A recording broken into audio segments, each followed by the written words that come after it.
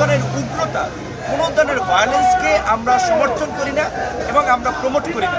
সেক্ষেত্রে পুলিশের সাথে যে ঘটনাটি ঘটেছে এর একটা নিরপেক্ষ তদন্ত হওয়ার দরকার।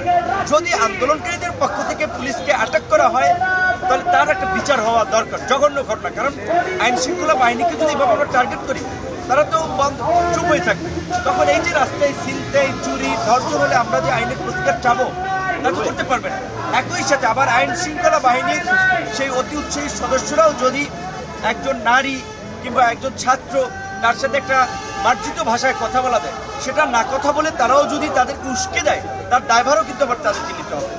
আমি স্পেসিফিকভাবে কারো কর্মকাণ্ড নিয়ে আমি বলি নাই। কর্মকাণ্ড এটা মানুষ বিচার করে এবং যারা কর্মকাণ্ড করছে তারা বিচার করবে। কিন্তু এখানে ইনকিলাব মঞ্চ তারা অনেকগুলো দাবি দেওয়া নিয়ে বিভিন্ন সময় রাজপথে সক্রিয় ভূমিকা পালন করেছিল। তাদের কর্মকাণ্ডে উগ্রতা আমি দেখি নাই, কিংবা এই যে ধরেন আজকে সে একজন নারী হিসেবে একটা সামাজিক আন্দোলনের জন্য অনেককে ইন্সপায়ার করলো। আমি এখানে আসছি, আপনারা একটা সংবাদ ফলাও করে প্রচার করছেন, তার কারণে সে এখানে অবস্থান নিয়েছিল, আমি এখানে আসছি।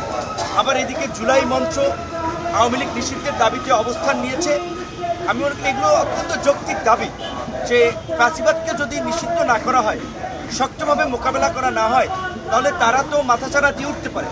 আমরা যেটা দেখেছি বিশেষ করে একটি ঘটনাকে কেন্দ্র করে যারা আপনার বিশেষ করে এই যে শাহবাগ আপনার বলা চলে যে আপনার সেই সময় যুদ্ধপরাধীদের বিচারের নামে রাজনৈতিক এজেন্ডা বাস্তবায়ন করার জন্য এবং ফ্যাসিবাদ তৈরি করার জন্য সে সময় যারা সক্রিয় ভূমিকা পালন করেছেন, তাদের অনেকে আবার এই বর্তমান ইস্যুকে কেন্দ্র করে অনেকে সক্রিয় হতে চাচ্ছেন।